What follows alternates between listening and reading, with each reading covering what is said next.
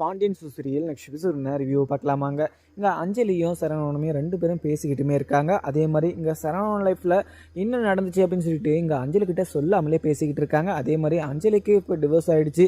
Divorce ஆகி அவங்க அம்மா வீட்டில் தான் இருக்காங்க அப்படின்ற மாதிரியுமே இங்கே அஞ்சலியுமே சரவணன்கிட்ட சொல்லியிருப்பாங்க. ஆனால் அஞ்சலி நினச்சி இங்கே சரவணன் பயங்கரமாக ஃபீல் பண்ணிக்கிட்டு இருக்காங்க. அதுவும் இல்லாமல் இங்கே சரவணனும் வாழ்க்கையில் நடந்த விஷயத்த இங்கே அஞ்சலிக்கிட்ட ஷேர் பண்ணாமல் அஞ்சலியோட கஷ்டத்தை தன் கஷ்டமாக நினச்சி இங்கே அஞ்சலிக்குமே ஆறுதல் சொல்லிக்கிட்டு இருக்காங்க. அதுவும் இல்லாமல் இங்கே பாண்டியன் கோமதிக்கிட்ட பேசலைன்னு சொல்லிட்டு கோமதியுமே அங்கே நிறைய ட்ரையுமே பண்ணியிருப்பாங்க. அது இல்லாமல் கவிதை அப்படின்னு சொல்லிட்டு மனசுக்குள்ளே இருக்கிறதெல்லாம் எழுதியுமே கொடுத்துருப்பாங்க. அதை இங்கே பாண்டியன் எதுவுமே பார்க்காம அதை படிக்காமல் இங்கே கோமதி மேலே பயங்கர கோபமாகவும் அந்த லெட்டரையுமே படிக்காமல் கோமதிக்கிட்ட பேசாமல் கோமதி எதுக்காக அந்த ஒரு விஷயத்த பண்ணாங்க அப்படின்னு சொல்லிட்டு கொஞ்சம் கூட புரியாமல் அங்கே கோமதிக்கிட்ட பேசாமல் இருந்துடுறாங்க. அதுக்கப்புறம் என்ன இங்கே செந்திலும் மீனா கிட்ட கோவமாக தான் இருந்தாங்க. ஆனால் மீனா கிட்ட இப்போ எல்லா கோவத்தையும் மறந்துட்டு மீனா கிட்ட ரொம்பவே சந்தோஷமாக தான் இருக்காங்க. அங்கே ஒரு சைடு ராஜியும் கதிரும் 2 பேரும் சென்னைக்குமே போயிருப்பாங்க. அந்த ட்ரைனிங்குமே முடித்து ஒரு நாள் எக்ஸ்ட்ராவும் அங்கே ஸ்டே பண்ணியிருப்பாங்க. அங்கே ஸ்டே பண்ணத்தில் அவங்களோட வாழ்க்கை இத்தனை நல்லா தொடங்காமல் இருந்தாங்க. ஆனால் சென்னையில் 2 பேரும் சேர்ந்து சந்தோஷமாக தான் இருக்காங்க. அதுவும் இல்லாமல் இந்த ஊருக்கு வரத்துக்கே அவங்களுக்கு மனசு இல்லைன்னா பார்த்துக்கோங்களேன். ஏன்னா அவங்க அங்கே இருக்கிறபோது 2 பேரும் சேர்ந்து ரொம்பவே சந்தோஷமாக இருக்காங்க. அதுக்கப்புறம் பாண்டியனுமே கடலை க்ளோஸ் பண்ணிவிட்டு வீட்டுக்குமே வந்துடுறாங்க. இங்கே கோமதியே பார்த்ததும் அரசியுமே இன்றைக்கி கொஞ்சம் எக்ஸாம் இருக்குது அப்படின்னு சொல்லிட்டு படிக்கிறதுக்குமே போடுறாங்க. இங்கே கோமதியுமே பாண்டியனுக்கு சாப்பாடும் பரிமாறுறாங்க. சாப்பாடு பரிமாறதை பார்த்த பாண்டியனும் அங்கேருந்து கிளம்பிடுறாங்க. அதுக்கப்புறம் கோமதிக்கு ரொம்பவே கோபமாகவும் நான் என்ன தப்பு பண்ணேன், அப்படி என்ன நான் தப்பு பண்ணேன்னு சொல்லிட்டு நீங்கள் என்கிட்ட பேசாமல் இருக்கீங்கன்னு சொல்லிட்டு எனக்கு கொஞ்சம் கூட புரியல. நான் அங்கே அது ராஜிக்கும் கதிர்க்கும் கல்யாணம் பண்ணி வச்சேன். அது என்னோட தப்பு தான். ஆனால் அவங்க 2 பேரும் நல்லா இருக்கட்டும் அப்படின்னு சொல்லிட்டு தான் நான் பண்ணி வச்சேன். அதே மாதிரி எங்களோட அண்ணனுங்க எந்த ஒரு அவமானமும் படக்கூடாது, எந்த ஒரு அசிங்கமும் படக்கூடாது அப்படின்னு சொல்லிட்டு தான் இந்த ஒரு முடிவை எடுத்தேன். ஏன்னா இந்த ஒரு முடிவு எடுத்ததில் எந்த ஒரு தப்புமே இல்லை. ஏன்னா நீங்கள் அந்த இடத்துல நீங்களே இருந்திருந்தாலுமே இதே ஒரு முடிவை தான் எடுத்திருப்பீங்க.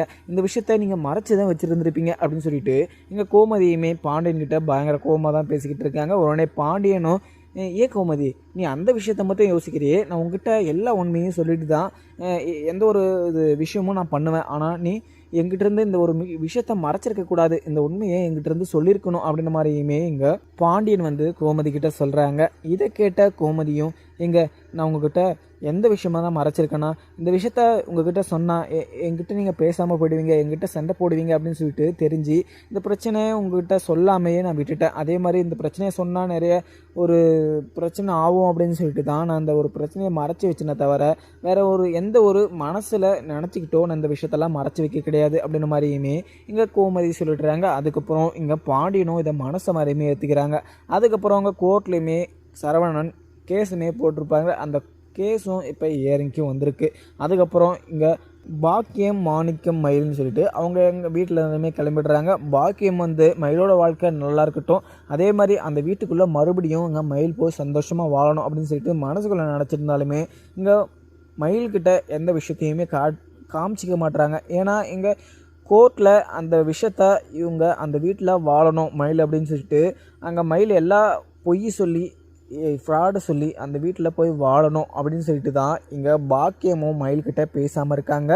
பாக்கியம் இவ்வளோ பொய் சொல்லியுமே ஆனால் இப்போயுமே பொய் சொல்லிக்கிட்டு அந்த வீட்டில் போய் வாழணும் அப்படின்றதுனால அந்த வீட்டுக்குள்ளே மயிலை அமுச்சு விடணும் அப்படின்ற ஒரே காரணத்தினால மயில்கிட்டையுமே பேசாமல் சண்டை போட்டுக்கிட்டு அந்த வீட்டில் சாப்பிட்றதுக்கு கூட எங்களுக்கு வழி இல்லை. ஆனால் உன்னை சேர்த்துக்கிட்டு உங்கள் தங்கச்சியை வேறு நான் படிக்க வைக்கணும், இந்த வீட்டில் நீ உனக்கு என்னால் சாப்பாடை போட முடியாது, அதே மாதிரி நீ அந்த வீட்டில் தான் வாழணும், அந்த வீட்டுக்கு நான் கட்டி வச்சுட்டேன், அதே மாதிரி உன் கல்யாணத்துக்கு நிறைய கடமும் வாங்கியிருக்கேன், அந்த கடத்தை இன்னுமே பார்த்தீங்கன்னா நான் தீர்க்கலை, அந்த கடத்தை தீர்க்கணும்னா நீ இந்த வீட்டில் இருக்கக்கூடாது. அதே மாதிரி இப்போ கோர்ட்டில் இயற்கைக்கு போகுது, நீ மனசு நினச்சா மட்டும்தான் அந்த வீட்டுக்குள்ளே போக முடியும். நீ அங்கே கோர்ட்டில் என்ன பேசுகிறியோ அதுதான் இங்கே எல்லாருக்குமே நல்லதாக இருக்கும். ஏன்னா அந்த வீட்டுக்குள்ளே போகணுன்னா நீ நல்லபடியாக அங்கே பேசி அவங்க வீட்டுக்கு போகிறதுக்கு வழியாக நீ மனசுக்குள்ளே யோசிச்சு அங்கே பேசுனா அந்த வீட்டுக்குள்ளே நீ போகலாம். ஆனால் அங்கே எதுனா ஒன்று மாற்றி பேசிட்டுனா கூட அந்த வீட்டில் யாருமே ஏற்றுக்க மாட்டாங்க. அதே மாதிரி உன்னை பற்றின விஷயம் எல்லாருக்குமே தெரிய உன்னை வீட்டை விட்டே துரத்துனவன் அவங்க. இப்போ நீங்கள் எதனா ஒன்று பேசணுன்னா இப்போ கூடிய சீக்கிரம் டிவோர்ஸ் வாங்கிட்டு இங்கே சரவணனுக்கு மறுபடியும் கல்யாணத்தை பண்ணி வச்சுருவாங்க. நீ அந்த வீட்டுக்குள்ளே போயே ஆகணும். ஏன்னா இந்த வீட்டில் எங்கள் வீட்டில் உன்னை வச்சுக்கிட்டு என்னால் சாப்பாடு போட முடியாது. உங்கள் அப்பனும் பார்த்தீங்கன்னா இங்கே வேலைக்குமே போகிறது கிடையாது.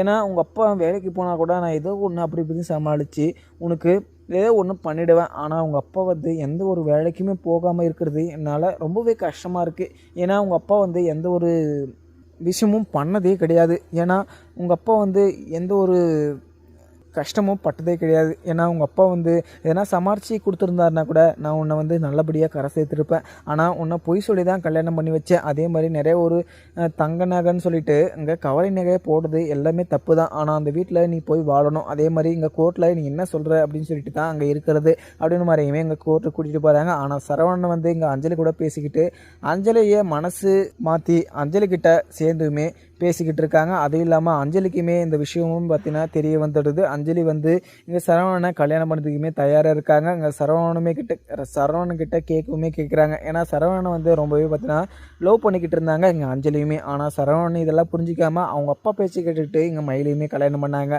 ஆனால் மயிலை கல்யாணம் பண்ணிக்கிட்டு இதுவரையுமே பார்த்தீங்கன்னா கஷ்டப்பட்டு தான் இருக்காங்க. ஏன்னா அங்கே சரவணன் வந்து அவங்க அப்பாவும் அவங்க அம்மாவும் சொல்கிற பேச்சை கேட்டுக்கிட்டு இருந்தார். ஆனால் இங்கே அஞ்சலி வந்து சரவணனை கல்யாணம் பண்ணிக்கிட்டோம் அப்படின்னு சொல்லிட்டு ரொம்பவே ஆசைப்பட்டுட்டு இருந்தாங்க. ஆனால் அஞ்சலி ஆசைப்பட்டது எதுவுமே நடக்கலை அப்படின்னு சொல்லிட்டு அஞ்சலியுமே வேற ஒரு கல்யாணமும் பண்ணிட்டு போனாங்க. ஆனால் அஞ்சலிக்கு இப்படி ஒரு விவாகரத்து விஷயம் நடக்கும் அப்படின்னு சொல்லிட்டு இங்கே சரவணனுமே எதிர்பார்த்துருக்க மாட்டாங்க. ஆனால் சரவணனும் அஞ்சலி வந்து கஷ்டப்படுறா அப்படின்னு சொல்லிட்டு அஞ்சலி வந்து தன்னோட வாழ்க்கை துணையாக ஏற்றுக்கிறதுல என்ன தப்பு இருக்குது அப்படின்னு சொல்லிட்டு அஞ்சலியை கூட்டிக்கிட்டு இங்கே கோர்ட்டுக்குமே போய்ட்டுறாங்க. அங்கே கோர்ட்டுக்கு போனதை பார்த்தா இங்கே பாண்டியன் கோமதின்னு சொல்லிட்டு ரொம்பவே அதிர்ச்சியாகவும் பார்த்துக்கிட்டு இருக்காங்க. ஏன்னா அஞ்சலியை வந்து அப்போ சின்ன வயசில் படிக்கிற போது இங்கே சரவணையும் அஞ்சலியுமே 2 பேரும் சேர்த்து வச்சு பார்த்துருப்பாங்க. அந்த அஞ்சலியோட லவ் பிரித்து இங்கே பாண்டியனும் அந்த சரவணனுக்கு ஒரு நல்ல வாழ்க்கையை அமைச்சு கொடுக்கணும் அப்படின்னு சொல்லிட்டு வேற ஒரு கல்யாணத்தையுமே பண்ணி வச்சுருப்பாங்க. ஆனால் பண்ணி வச்சுட்டு இங்கே அஞ்சலியும் பார்த்தீங்கன்னா அந்த ஒரு வாழ்க்கையை டிவோர்ஸ் பண்ணிவிட்டு இப்போ ரொம்பவே கஷ்டமாக இருக்காங்க அப்படின்னு சொல்லிட்டு இங்கே சரவணனுக்கு ரொம்பவே வருத்தமாகவும் அங்கே கோர்ட்டுக்கும் கூட்டிகிட்டு போயிடுறாங்க. ஆனால் இதெல்லாம் பார்த்த பாண்டியன் சரவணன் சொல்லிட்டு இவங்க யாருமே எதுவுமே நினைக்காம அங்கே சரவணன் வந்து இங்கே அஞ்சலியை கோர்ட்டுக்கே அழைச்சிட்டு போயிடுறாங்க. இவங்க 2 பேரையுமே பார்த்த இங்கே மயிலுமே பயங்கர வருத்தப்பட்டுக்கிட்டு மாமா என்ன மாமா உங்கள் கூட சேர்ந்து வாழணும் அப்படின்னு சொல்லிட்டு நான் நினச்சிட்டு இருந்தேன். ஆனால் நீங்கள் எங்கிட்ட அப்போ இருந்தே நீங்கள் எங்கிட்ட மூஞ்சி கொடுத்துட்டு பேசலை அப்படின்னு சொல்லிட்டு எனக்கு ரொம்பவே வருத்தமாக இருந்துச்சு. ஆனால் நீங்கள் இப்படி ஒரு காரணத்தினால தான் நீங்கள் எங்கிட்ட பேசாமல் இருக்கீங்க. இப்படி ஒரு காரணத்தினால தான் என்னை அந்த வீட்டில் இருந்து என்னை அமுச்சு விட்டீங்க அப்படின்னு சொல்லிட்டு நினைக்கிற போது எனக்கு ரொம்பவே அசிங்கமாக இருக்குது மாமா. ஆனால் உங்கள் கூட சேர்ந்து வாழணும்னு சொல்லிட்டு எனக்கு ரொம்பவே ஆசை. ஆனால் உங்கள் வீட்டில் இருக்க ஃபேமிலி மேலே எல்லாரும் மேலேயுமே நான் அனுபவிச்சது உண்மை தான். ஆனால் எங்கள் அம்மா சொன்னாங்க அப்படின்னு சொல்லிட்டு நிறைய பொய்யவே சொன்னேன். ஆனால் என் மேலே நிறைய தப்பு இருக்குது மாமா. ஆனால் நீங்கள் என்னை மட்டும் மறந்துடாதீங்க. நான் அந்த வீட்டில் வந்து வாழணும், உங்கள் கூட சேர்ந்து சந்தோஷமாக வாழணும் அப்படின்னு சொல்லிட்டு இங்கே மயிலுமே அங்கே அழுதுகிட்டு இருக்காங்க. ஆனால் ஜட்ஜுமே அங்கே அம்மா நீங்கள் ஒரு நிமிஷம் கப்புன்னு இருங்கம்மா, நீங்கள் விவாகரத்தில் உங்களுக்கு மனப்பூர்வ சம்மந்தமா அப்படின்னு மாதிரியுமே கேட்குறாங்க. ஆனால் இங்கே மயிலுக்கு சுத்தமாக சம்மந்தம் இல்லைன்னு சொல்லிடுறாங்க. ஆனால் இங்கே சரவணன் வந்து அது சார் எனக்கு இவ கூட சேர்ந்து வாழ எனக்கு சுத்தமாக விருப்பமே கிடையாது. இவ நிறைய பொய் சொல்லிட்டு எங்கள் வீட்டில் வந்துட்டா. ஆனால் அந்த உண்மையெல்லாம் எங்ககிட்ட முன்னாடியே சொல்லிட்டு தானே அவள் கூட சேர்ந்து நான் சந்தோஷமாக வளர்ந்துருப்பேன். ஆனால் இவ சொன்ன பொய்யால் எனக்கு ரொம்பவே கஷ்டமாக இருக்குங்க அப்படின்னு சொல்லிட்டு இங்கே சரவணனுமே சொல்லிடுறாங்க. அதுக்கப்புறம் என்னதுன்னு பார்க்கலாமாங்க. வீடியோ பிடிச்சிருந்தா லைக் பண்ணுங்கள். Thank you friends.